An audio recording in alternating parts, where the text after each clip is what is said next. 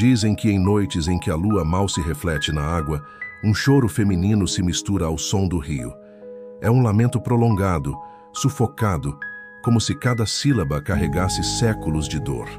Os mais velhos juram que se trata da mãe que enlouqueceu, afogando os próprios filhos em um ato de desespero tão profundo que nem a morte conseguiu libertá-la. Ela caminha pelas margens, com os pés arrastando a lama úmida, os cabelos desgrenhados colados ao rosto pálido. Suas mãos ainda parecem procurar os corpos pequenos que um dia seguraram, mergulhando no vazio da correnteza. Quem a vê, jura que seus olhos não têm brilho. Apenas duas fendas escuras que se movem em direção àqueles que ousam permanecer perto demais. Mas o que poucos conhecem é o peso real da maldição. O choro dela não é apenas um lamento, é um convite. Quem escuta, quem deixa que o som penetre fundo nos ouvidos, corre o risco de perder a própria voz. A garganta seca, as palavras travam e aos poucos o silêncio se instala. O desafortunado só consegue soltar gemidos roucos, ecoando exatamente o mesmo timbre que a entidade carrega consigo. Uma vez aprisionado pela maldição, não há retorno. A vítima passa a vagar, como uma sombra de si mesma, gemendo junto com a aparição. É como se a mulher espalhasse sua dor, multiplicando ecos de sofrimento humano pelas margens dos rios. E quando duas vozes se encontram, os sons não se sobrepõem, mas se fundem em um só, formando um coro fantasmagórico impossível de distinguir. A cada geração, o mito se fortalece. Pescadores desaparecem sem deixar vestígios. Crianças são encontradas em transe, murmurando sons guturais que não parecem pertencer a bocas vivas. E em vilarejos isolados, há relatos de grupos inteiros que acordaram sem voz, apenas tossindo ruídos estrangulados na madrugada. O rio se torna, então, um território proibido. Ainda assim, a curiosidade humana é traiçoeira.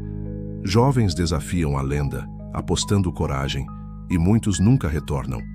Aqueles que voltam são mudos, com o olhar fixo em algum ponto distante, como se seus pensamentos ainda estivessem presos na correnteza.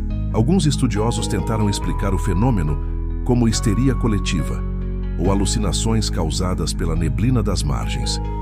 Mas até mesmo eles se calaram diante da evidência de gravações feitas por caçadores urbanos.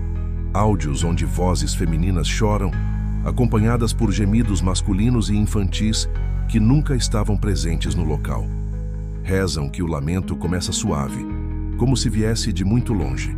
É quase um soluço abafado, misturado ao barulho da água. Então cresce, transformando-se em gritos que parecem atravessar ossos, penetrando no peito. Quem escuta descreve uma pressão insuportável na garganta, como se mãos invisíveis a apertassem, roubando o fôlego pouco a pouco. Há quem diga que a mulher procura substituir os filhos que perdeu. Seu lamento seria um chamado, e cada voz roubada serviria para preencher o silêncio das crianças mortas. Assim, ela não estaria apenas amaldiçoando, mas colecionando. Um exército de ecos eternos para acompanhá-la em sua dor sem fim. Na escuridão, perto das margens, é possível ver figuras curvadas como silhuetas humanas, todas gemendo em uníssono. Algumas rastejam na lama, outras se arrastam pela água sem jamais submergir. Nenhuma delas tenta escapar. Estão presas, condenadas a repetir o pranto, a viver uma morte em vida. Um detalhe terrível se revela nos relatos. As vítimas, mesmo após perderem a voz, conseguem reconhecer os gemidos que produzem.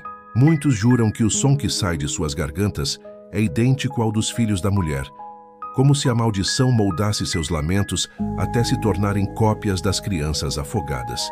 O pior, contudo, é quando o choro se aproxima das casas. Os moradores ouvem do lado de fora, como se a mãe errante tivesse deixado o rio para rondar as janelas. O som invade os sonhos, arranhando a mente, e alguns acordam sem conseguir mais falar. A maldição não se limita às margens. Ela caminha, seguindo os rastros da dor humana. Ninguém sabe ao certo quando tudo começou. Uns dizem que a mulher foi traída pelo marido e, em loucura, matou os filhos para feri-lo. Outros contam que ela foi vítima de uma peste que tirou sua razão.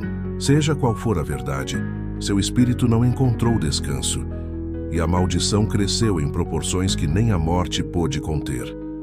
O medo maior é que não se trata de uma alma solitária. Muitos acreditam que cada novo gemido rouco se transforma em outra entidade, multiplicando a presença ao longo dos rios do mundo. Um exército de vozes perdidas, vagando e chorando, cercando vilarejos como um cerco invisível. Em noites de tempestade, quando os trovões se confundem com os gritos, é impossível distinguir se o barulho vem do céu ou da terra. É nesse momento que os sobreviventes afirmam ouvir dezenas, talvez centenas de vozes gemendo ao mesmo tempo, numa sinfonia macabra que faz até os animais fugirem para longe. E quando alguém cai sob a influência da maldição, o processo não é imediato. Primeiro vem a rouquidão, a garganta queimando como se engolisse cinzas. Depois, a fala desaparece e apenas suspiros longos escapam. Por fim, o corpo começa a buscar instintivamente as margens do rio, atraído como ferro ao ímã. Muitos acreditam que queimar o corpo das vítimas poderia quebrar o ciclo, mas testemunhos afirmam que até as cinzas gemem. Os restos fúnebres, ao contato com o vento, liberam ruídos arrastados, como se a maldição se recusasse a ser destruída. A única proteção conhecida é nunca ouvir, tapar os ouvidos, rezar, fugir. Mas como escapar de algo que se infiltra até mesmo nos sonhos? A maldição não precisa que os ouvidos estejam abertos. Basta que a mente esteja vulnerável. E o lamento encontra caminho para entrar. E assim, o rio continua sendo palco de um sofrimento que não conhece fim. A cada geração, novos gemidos se somam ao coro, e o choro da mãe enlouquecida ecoa mais alto. Não importa quão longe você esteja, em algum momento, numa noite silenciosa, poderá ouvir. E quando isso acontecer, sua voz deixará de ser sua para sempre.